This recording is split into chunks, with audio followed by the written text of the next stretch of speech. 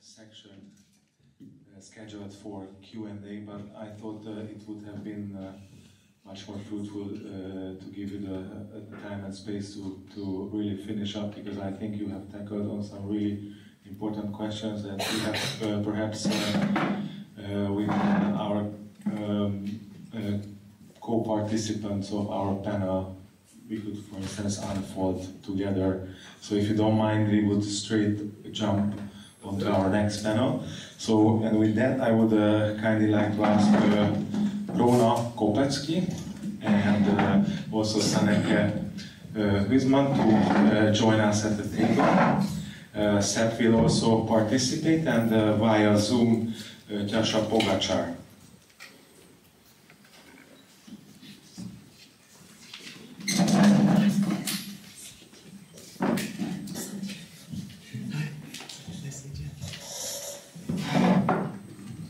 Hi Tjaša, can you hear us well? Yeah. And can you also see us? Yes. Okay. Yes. Okay, thank you very much for everyone for joining. And since by design, today's second day of the conference is more, let's say, imagined as a kind of forum, I would like to just emphasize once again that the stage is also, or the microphone is also available for interruptions, interventions, comments, etc. So please feel free to join our discussion. And instead of introducing and reading up the biography of our participants, I was thinking perhaps to start with a round of introduction. So I kindly like to ask everyone who joined us to introduce themselves and say a few words about their activities and how this relates to our topics today. And Tjaša, perhaps could you please start the intro? Mm-hmm. Sure. Okay, so hi, I'm Tjaša Pogačar. I'm here to represent Šum Journal, which is a journal and a platform for art and theory fiction from Ljubljana. We are like a self-organized, started as a self-organized collective, which grew into now publicly funded platform or project that publishes 2 issues of a journal per year, also runs a podcast series and does various interventions into exhibition and art institutional programs. I myself am otherwise a curator with a background in art practice, and I'm currently based in Prague, between Prague and Ljubljana. Hello, everybody. Hi, dear discussion partners. My name is Róna Kopeczky. I am based in Budapest since 2004, but I was born, grew up and studied in France from Vojvodinian parents. So I think this East-West, West-East movement is quite familiar to me, and the questions that arise from that. I am the colleague of Zsolt at ACB Gallery, where I have been working since 2015. Before that, I was curator at Ludwig Museum Budapest. The purpose of my presence here is to speak about East Topics, which is an initiative we founded with a colleague of mine named Fruzsina Kígyós in 2013. Basically, this works as a platform, and the aim is to promote Central and Eastern European art life, meaning professionals, artists, events, publications, places, cities where contemporary art with critical and social, aspect or sensitivity happens. This all came from basically my personal frustration as someone who experienced a lot of ignorance in France regarding the scene here, the geography, the capitals. So this usual Slovenia, Slavonia, Slovakia, Bucharest, Budapest mix that we all heard at some point in our life became or turned into some fruitful project in the form of these topics. So beyond being just a platform with collecting information, we really want to make the information circulate between the sub-regions that are constituting this part of Europe.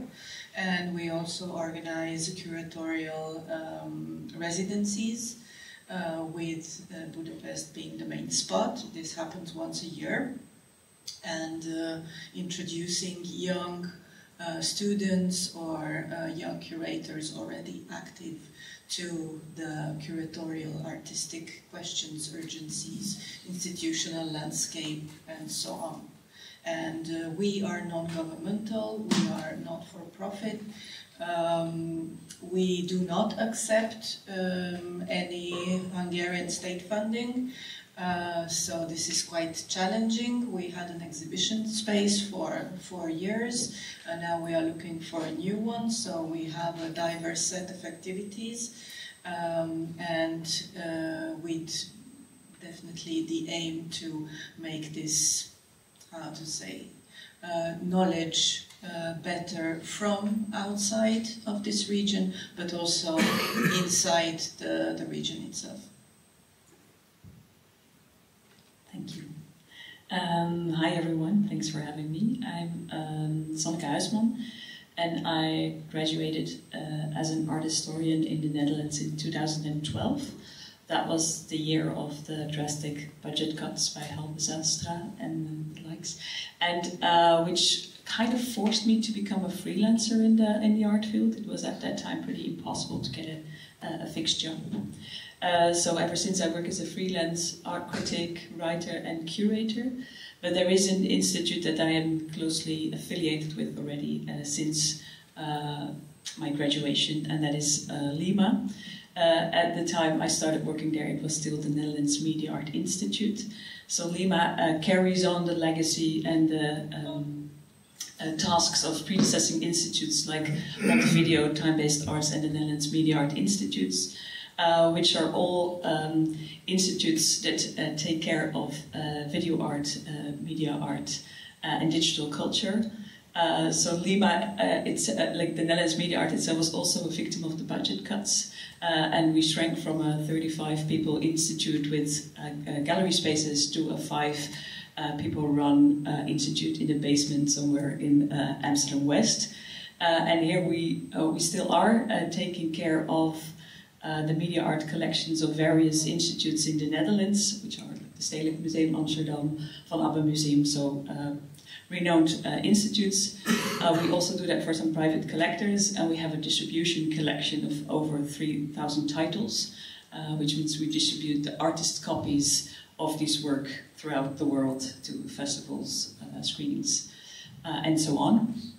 And currently we're facing difficult times as in the Netherlands we work with rounds of 4-year funding, and Lima will not receive structural funding as of January 2025.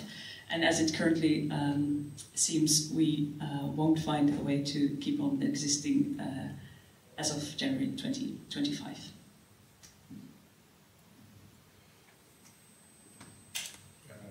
So before getting back to Sepp's keynote, I wanted to make just another round of questions, more in general, how your various practices tackle on thinking beyond possibilities and alternatives. With that, I wanted to ask you, Tjaša, that since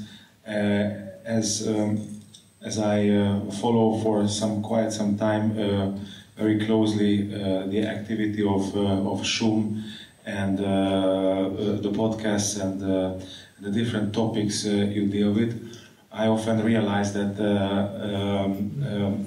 what Shum offers or suggests is a kind of alternative, para-institutional, para-academic ways of operation that bridges perfectly different fields of interest, whether if it's very heavy theory, speculative philosophy, essay writing, and other alternative forms of knowledge production. But it does with a kind of, let's say, ethos that is not a counter narrative of something, but it just always finds the lineage of escape for alteration and creating alternative ways of thinking beyond the mainstream. So my question is that what's the status or what's the position of Shum in that regard? I mean, in relation to the, let's say, the mainstream. Do you see like sometimes movements back and forth or critique, or it's just always this kind of, let's say, avant-garde movement of always thinking beyond the box? Yeah, thanks for the question. Well, you summarized it so well, so I don't know what else to add.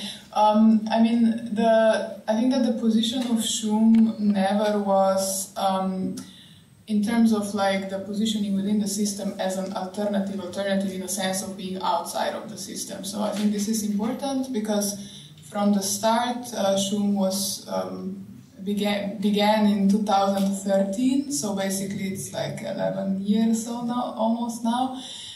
It started it grew out of a self-organized kind of a collective, which was still very much based on like institutional critique, let's say, and intervening within institutions, and also dealing with the precarity within the art system, and like kind of exploitation of work in a larger scale. And also like possibilities for art resisting that and so on. But soon after a couple of years, this became a little bit of an unsustainable, let's say, endeavor.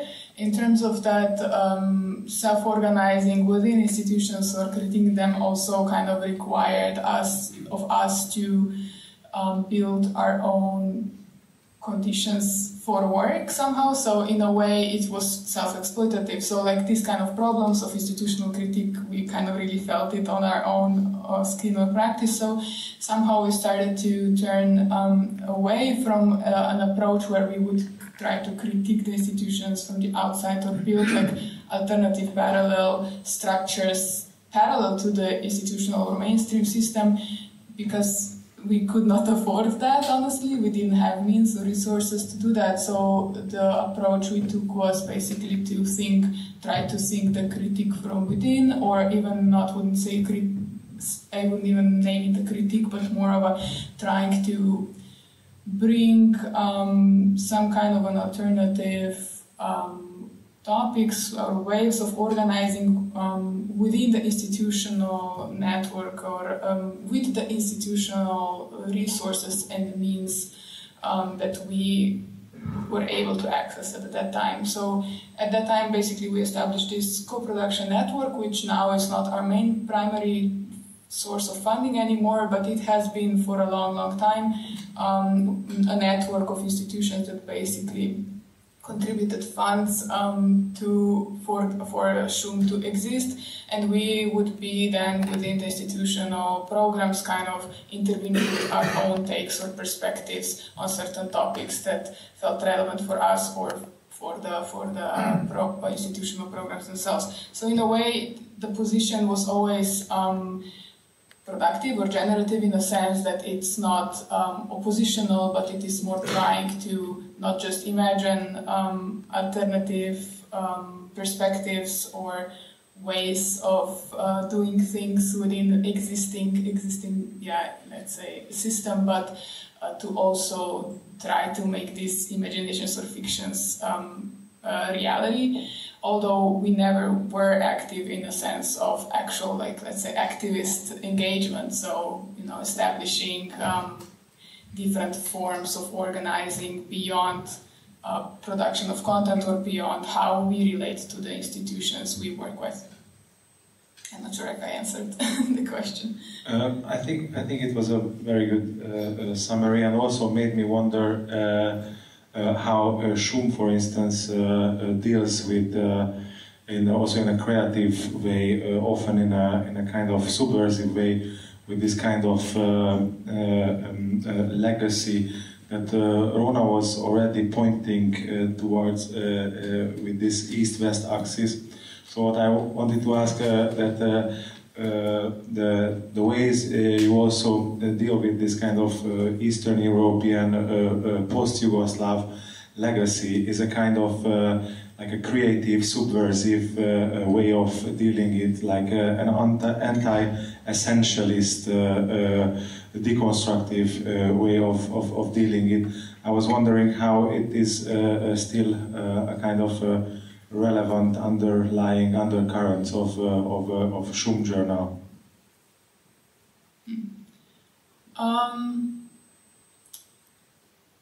mean, none of the people who are part of Schum actually experienced, let's say, the previous system of Yugoslavia. So for sure,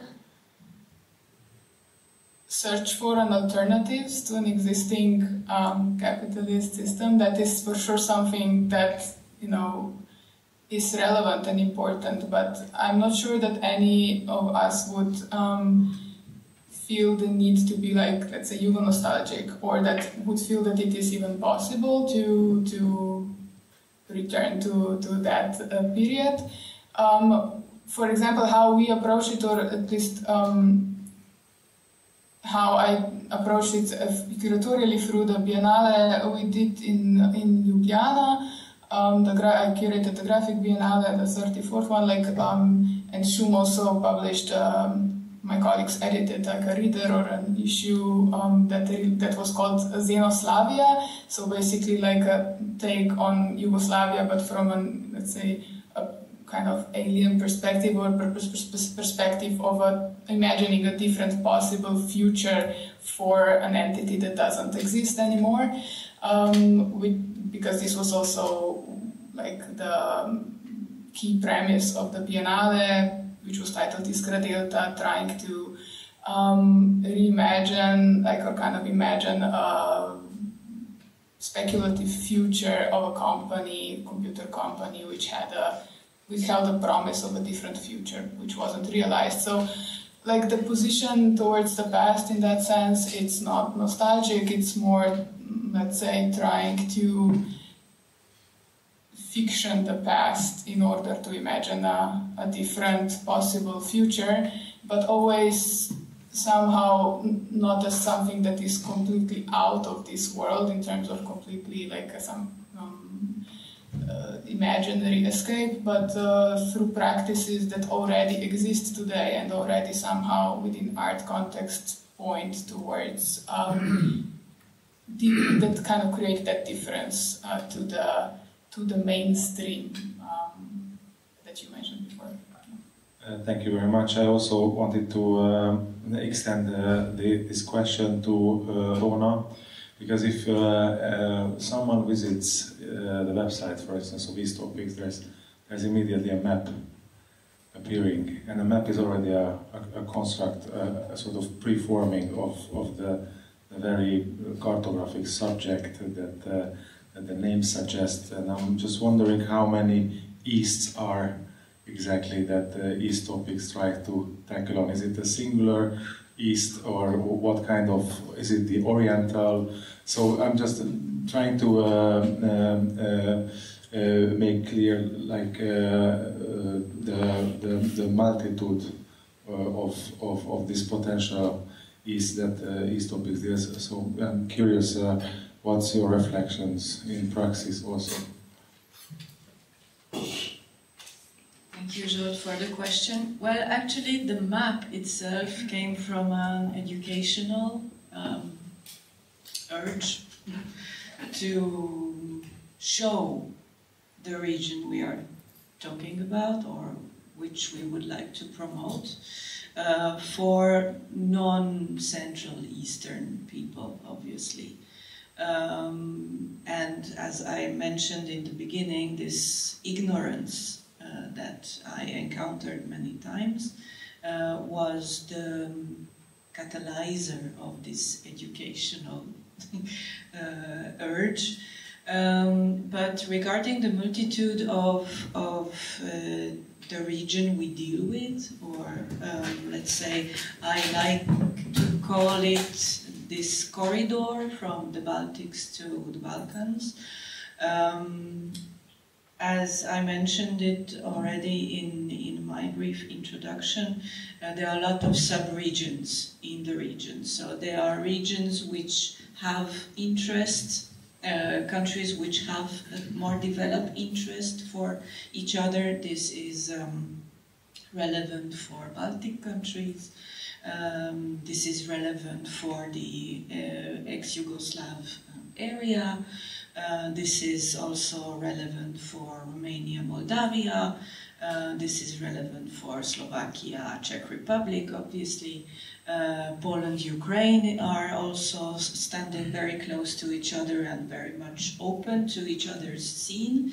And it was also a wish to somehow be one channel more, maybe, one modest channel more in Hungary to connect again, or to reconnect to the region. Because for me, what was really surprising when I arrived here in now 20 years was this wish to connect to the West. I mean, locally for the Hungarian art scene, and very, very few tentatives or initiatives or wishes or movements or gestures were aiming to the region, to look around and to see, okay, what can we learn from our neighbors? But it was always towards the West. So for me that was also interesting, these sub-regions and how they communicate or not with each other. Within that, obviously, the Visegrad countries, which form another entity, which is obviously politically driven as well.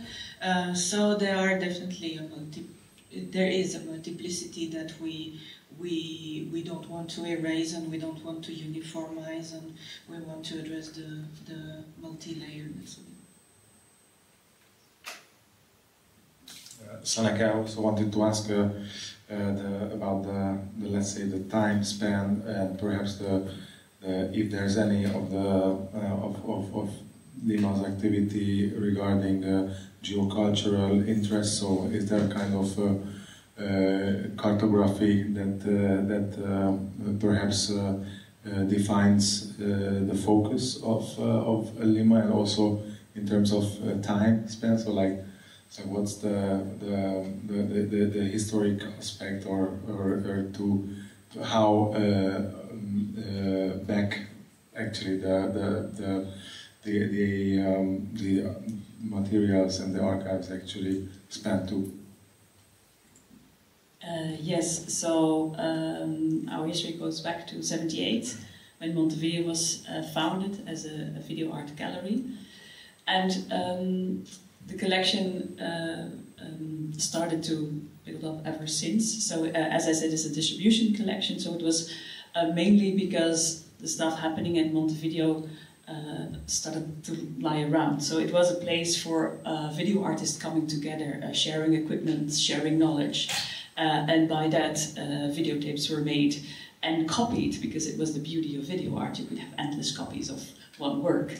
So out of this ideology, the distribution collection started to rise, that you can actually spread it out. And later on, the art market kicked in, but that's a whole other story. in the 70s and 80s, Amsterdam was the hotspot for video art, so it was a very international scene. And I think that's what you see represented in the collection, and so it's what's happening in the Netherlands.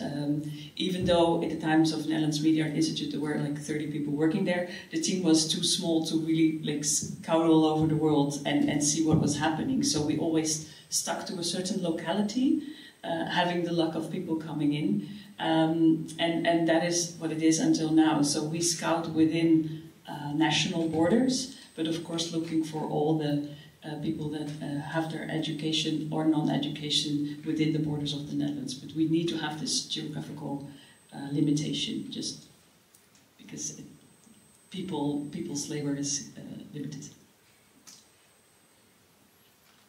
Thank you very much.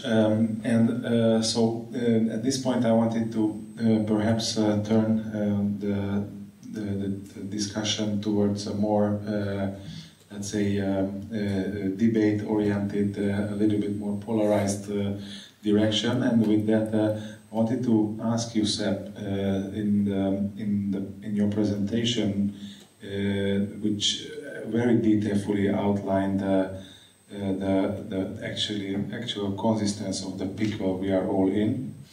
But I also do realize that the sort of art notion of art or type of art or the way you talk about art is a very it's a sociological point of view, or a very determinist systemic way of anti-essentialist way of thinking about art. So that it's in a sense it's a very Bourdieuian way where sort of, you know, the systemic layout of art creation is very rigid.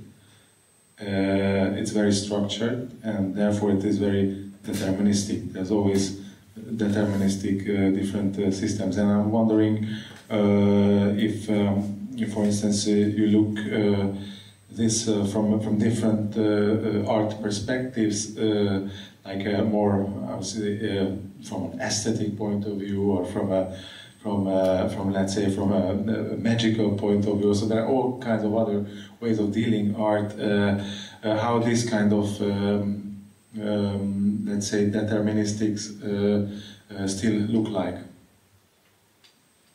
Well, I mean, I guess I'm coming from a materialist point of view, if I would have to characterize it, which I don't think is, by the way, by any means the only relevant or valid kind of way of looking at art. Of course not. I find this important because I feel that agency is exactly found in acknowledging systemic positionality, collective positionality. So, yeah, I mean, I fully embrace people writing in much more lyrical terms about art, and I think this should be done. It's really important.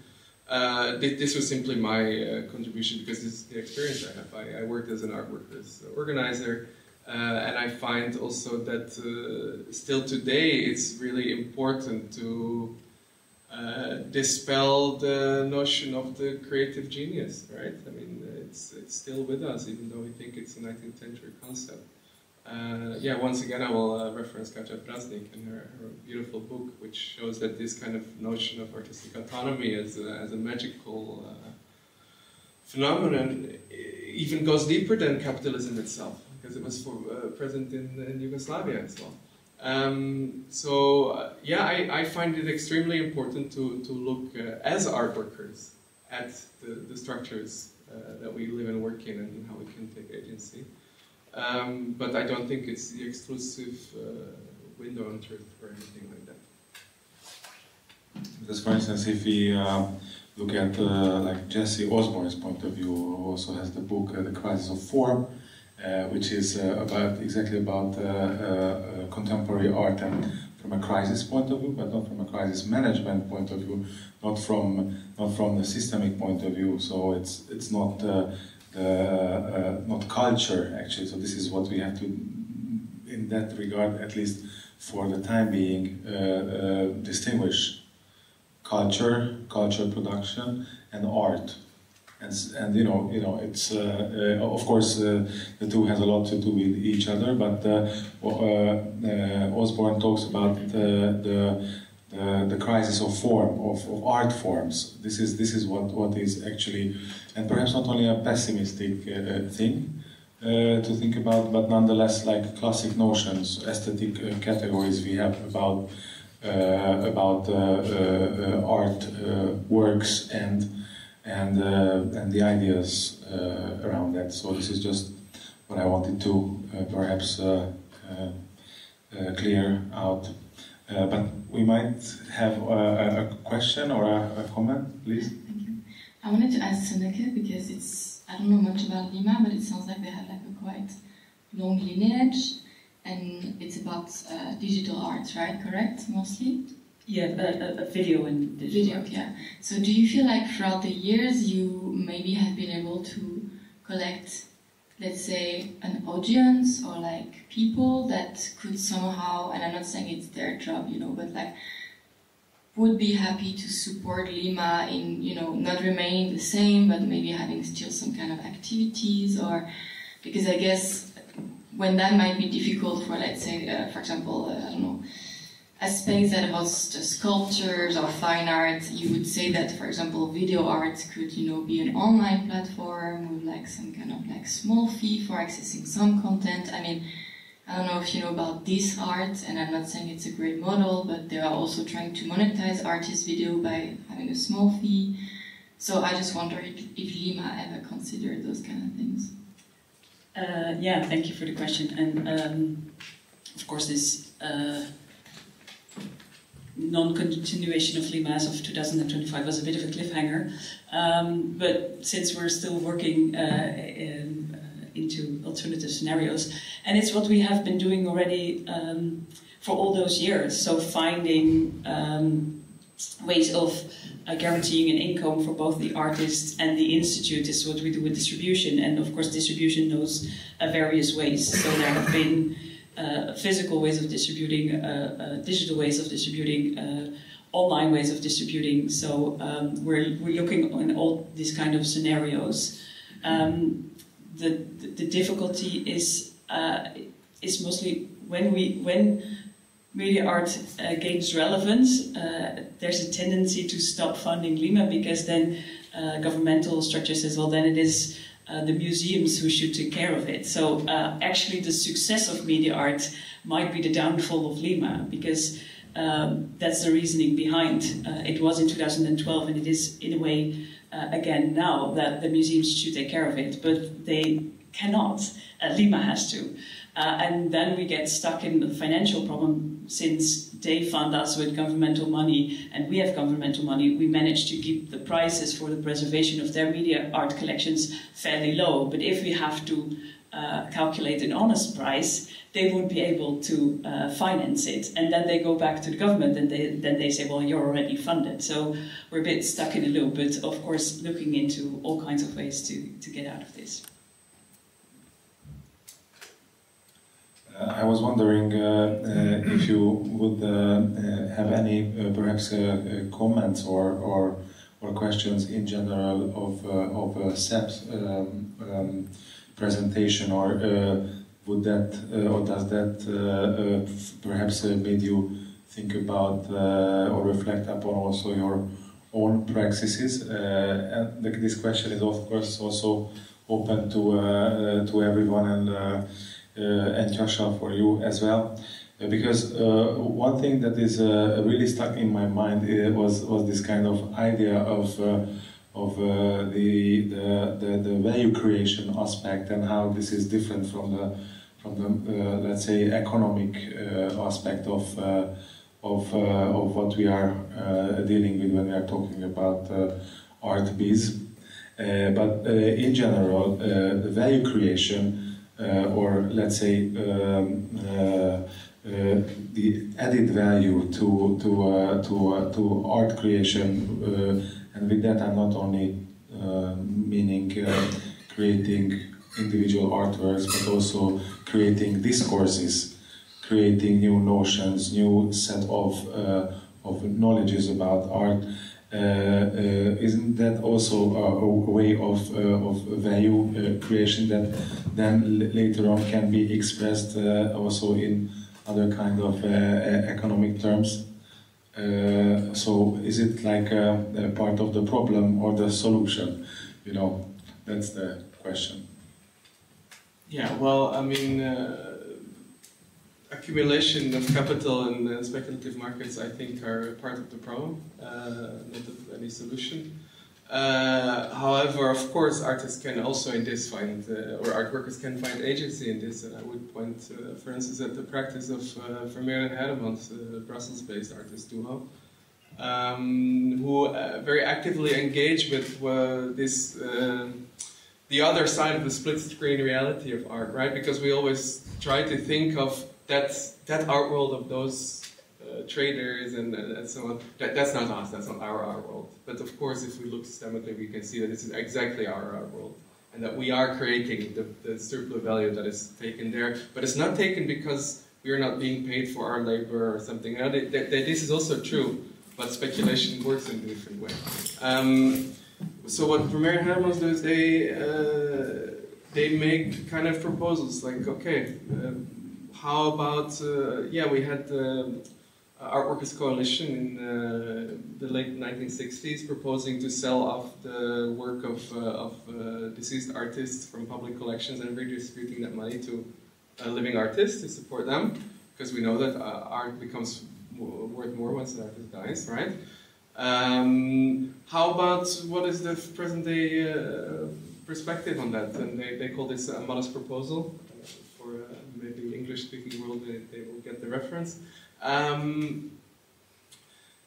In which they say, well, we don't actually need to sell these artworks anymore. We can just create speculative financial assets based on public art collections and buildings, and sell off the shares of that, and generates a stream of income that can maybe also be structurally redistributed to artists.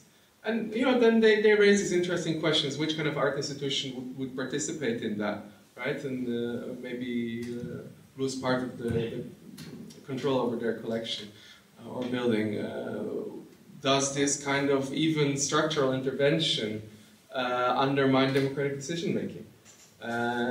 But can it, if this creates structural income for people that have been underserved by social support systems?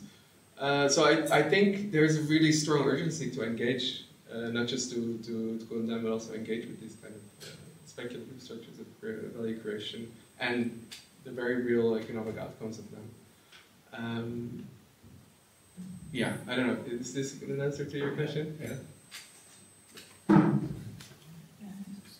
Oh, yeah. Yeah, maybe.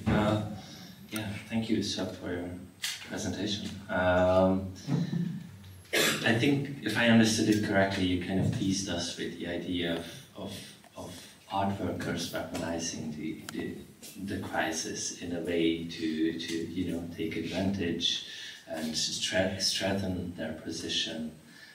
Since we heard that the crisis itself is being weaponized by governments and so on.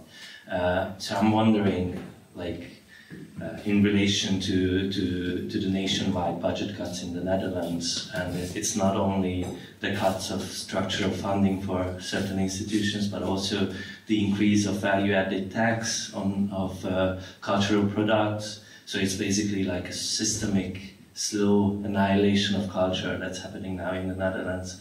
I'm wondering, is there a wider collective strategy from these institutions, from these affected institutions or NGOs, initiatives in the Netherlands, as we saw yesterday in Dušan's presentations with the Slovakian scene?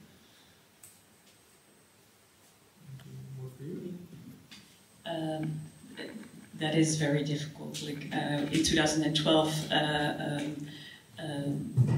there were some trials to do that. Like we tried to do that, but it was impossible to unite. And I think it relates a bit to Sepp's presentation, that we are forced to battle on the ground on which we shouldn't fight, and that is those of like competition and 4-year funding systems. So we are set up against each other as institutes, because if I get the money, it means another institute won't get it. And I think we should start to think less in competition and more in ecosystems. I think governmental funding doesn't think about like art society as a whole or culture as a whole, and we are so dependent of each other. But because of the system, we are aligned. We're becoming enemies, and I think we just need to find each other again. I think these kinds of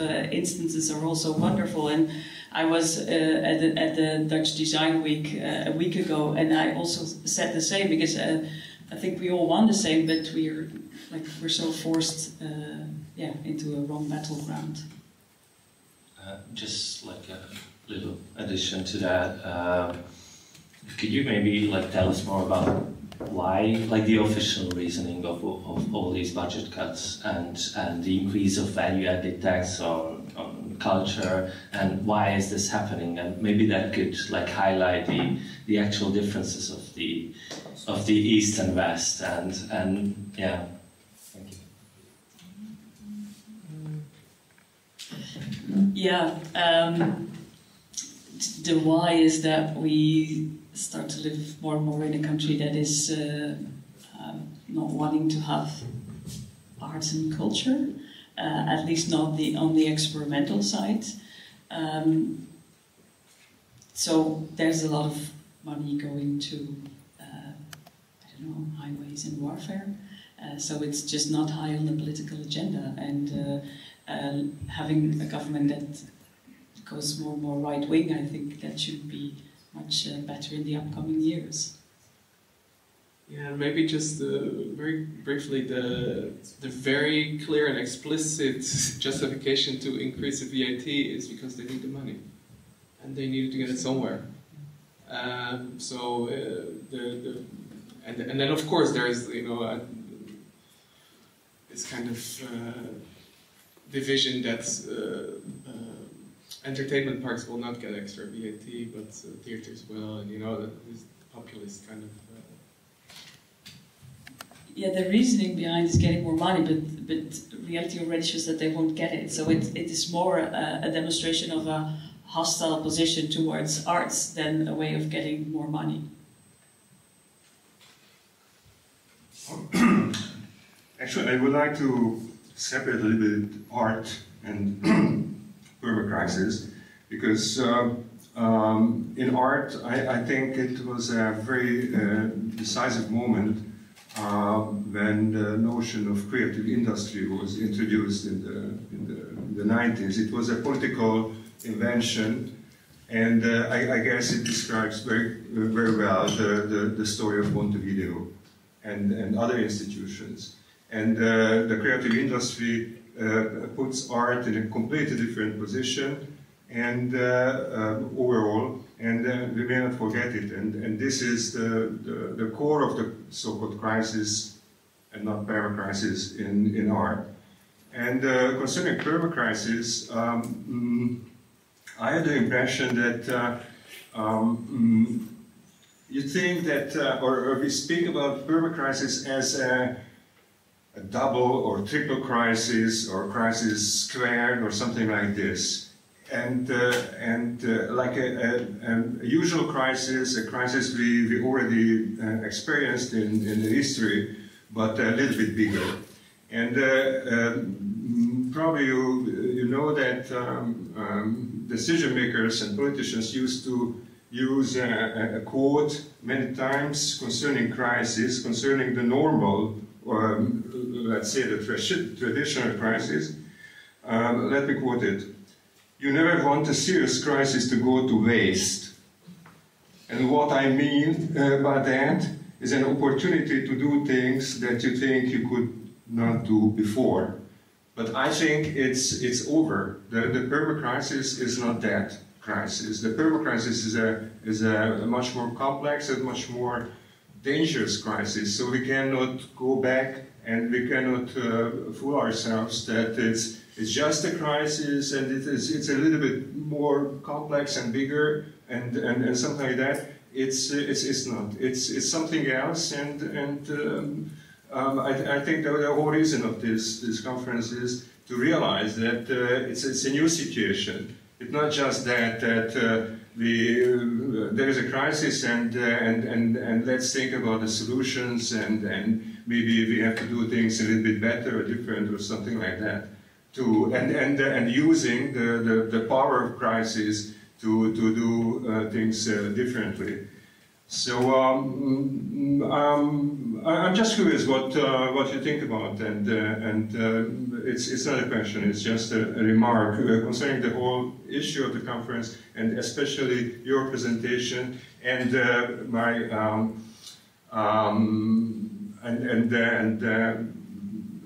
sad history of Montevideo, because I'm probably not the only one in this room to whom the Montevideo and the Rima's activity was very important and very useful when it was active. Thanks. Yeah, I feel like maybe I should just clarify a little bit. By the way, I'm curious to hear also from you what you think exactly is this difference between PermaCrisis and previous crises. But just to clarify, indeed, Alan said it rightly, I was teasing with this idea of instrumentalization of creative industries discourse. I'm not a supporter of this at all. And I think we should exactly fight against the creative industry takeover of art, which is, I believe, ongoing. And my only point would be that we cannot afford, in fighting creative industry, to not talk about the crisis. Right? However much we want to not talk about crisis, the crisis economy is a very real, it's here. We are being governed with it. So if we want to find independence, autonomy, whatever we want to call it, political agency, we need to address this situation. And if that is much more complex than I try to hint at, I'm ready to believe you, and I would like to learn more. Okay, I'm going to go with neoliberalism. Just I try to answer your question very, very briefly. So, in my understanding, the PermaCrisis is somehow in a contradiction with the original notion of the crisis, because the original notion of the crisis is something, a problematic situation, and which should be solved in a certain period of time. And the PermaCrisis is a continuous state, so it's something which is not. We cannot deal with the same day. We cannot use the experiences of the previous crises. I will have a question to Róna, but first I would like to add to the notion of PermaCrisis. What constantly rings in my head is Lauren Berland's notion of the crisis ordinary, which she elaborates in her book, oh Jesus, Cruel Optimism, sorry, and which also links back to what János said, like our previous notion of crisis as an extraordinary state, to how crisis became our way of being, and also how she's really interested in how old genres and ideas of the good life are crumbling and falling apart, but our new forms are emerging, but their outlines are still blurred, and how it defines our current era. So I just wanted to drop this in. And to Róna, my question would be like, is these topics also interested in being an info channel and gathering alternative practices of these Eastern institutions or artist practices that try to do otherwise or move beyond or besides these existing problematic ways of financing art or doing art organizations.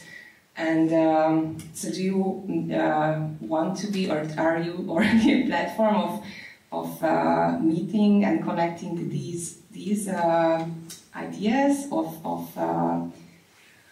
interdependency in the art scene? Thank you, Anna. Not as much as we would like to be, but maybe I would take a slightly different angle to answer your question.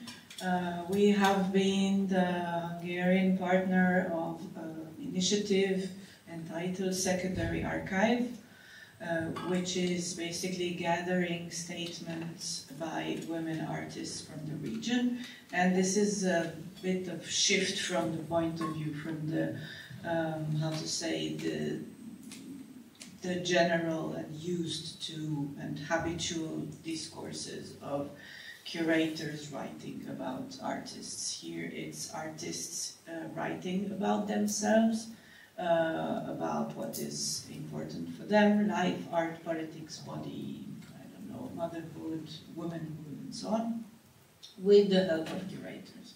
So to gain back the voice, because the artist is usually objectified, the artist is seen through the art he or she makes, and very rarely has the word, especially women artists from the region. So to gain back this word, to gain back the speech, to gain back the ability to speak about oneself and one's practice was very important for us. So I would state that as an example. I would say that yes, we map initiatives which work differently or which are very much open to cooperate and give without an idea of having something in return, which myself I do personally as well very much in the region, just to help people, artists, friends, curators interested in anything. But we have space to improve, fortunately.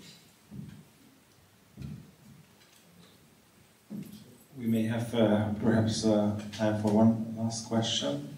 Yeah, it wouldn't be a question, maybe just a comment, but I think we can discuss a lot about this kind of notion of PermaCrisis, or how would you say, or something like this, but she actually said the right word, neoliberalism. So managing the consequences, this is the term for it. It's going on from the 70s, so it's not that's a new thing. But one thing is that the ecological crisis is also going on for a while, but we are much more aware of it. So it was a crisis before we actually realized that it's going on. And it's intensifying, yes, it's critical, it's very, very important, but I think the sphere of economics, which we are talking about, which is the place of redistribution and this kind of notion, like the redistribution, and you have to realize that, well, capital is going, actually they're going well. They always find a way and the places where they are investing. So money is going somewhere. It's just a state. So state and the capital. This is the basic issue, I think. So we can talk about that, how much money we have for art and these kind of things, or anything else we can do in a society to improve it, or anything like this. But you can see economic disparities are going on and on and on, and the money and capital is accumulated in somewhere. So this is what I wanted to add for all this kind of discussion, that if you think about or talk about economy, well, it's a wider perspective. This is precisely I wanted to ask Tjaša about, because Shum actually, through reading and editing discourses about the advanced theories of techno-philosophy concerning alternative, let's say, infrastructures, whether if it's decentralized structures, whether if it's thinking outside of the box, and sorry if it sounds positive, but this everyday verso book reading, leftist, comfortist way of critiquing neoliberalism. So Shum is actually a very, I would say, cutting-edge alternative platform to think about and critique these kind of systems differently. Wanted to ask you how and actually in which position you would take when we are talking about this neoliberal.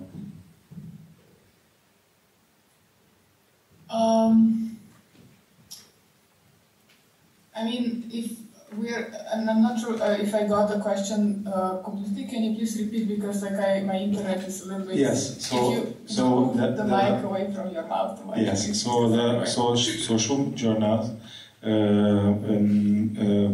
topics and a lot of the issues are actually providing very insightful and alternative ways of how to critique the neoliberal status quo, but not from this regular, typical, conformist leftist point of view, not from the sofa revolutionaries, but from more hidden undercurrents of alternatives, whether if it's web-free or decentralized, infrastructures, etc. So I'm just wondering what's your position currently, or the Shum Journal's editors, how and perhaps what kind of other issues you want to create in the future. Okay, for sure that would be better answered by our one of our editors, Max Valencic, who is also the one who has been editing the majority of issues in the past couple of years that also had to do with infrastructural critique and these different technologies, let's say, that re-engineer the ways how we can think of politics, economy, and so on. Maybe one example would be if you would want, I mean, there are different positions that have been discussed, and I guess the best way to explore them is to just turn to our online archive. One of them is the issue, I think it was number 15, it was called Infrastructure as Critique, and it also, one of the interviews Max did was with Glenn Vale, and the idea of quadratic voting and so on. So these are somehow, I'm not sure that we ever would actually be explicitly critiquing neoliberal positions, but it's more about discussing approaches, technologies, positions that kind of show certain alternatives that are already emerging within the system, but somehow are not the norm yet, or are not kind of implemented in the big enough scale that they would could become a reality that would kind of reshape the social, economical, political reality we live in. So in that sense, I think that this question of critique, it's maybe not even, we would have to call it something else. But yeah, as I said, Max would for sure answer better in what sense, for example, he would wanna address this further. Maybe in terms of, I don't know, how this is explored within the context of art, because as you already mentioned, Shum is mixing at very different kind of text, positions, formats. Not all of them are, or majority of them are not directly related to art. It's more about bringing these discussions and topics within the field of art, and then seeing if it has some traction and how it can maybe reshape the artistic production practice conceptually, but also maybe institutional mode of operation. Can't say that it has been super successful in that sense. There was some traction, but in the institutional sense, the I think that reshaping has to kind of be an effect of a wider action, political action. It's not something that you could basically solve through publishing a journal or doing art only. Yeah, I mean, it has always been about looking at new technologies that are emerging in the ways how they reorganize our political, social, and also cultural fields, and what are the potentials, not only what are the dangers, but what are the potentials that could be harnessed to somehow shift the system in a different direction.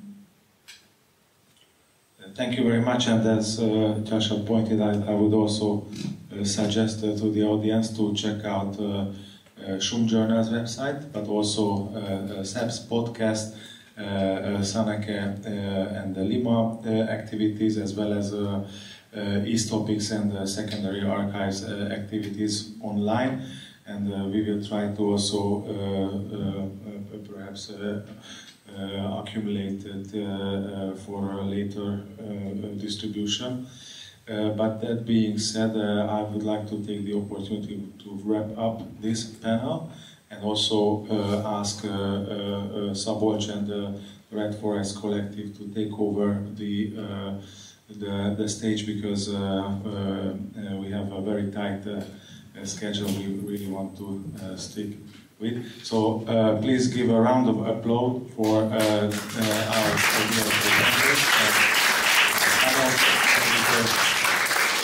And thank you very much also, Tjaša, for joining. Yeah, sure. Thanks for the invite. Bye. Bye. Bye.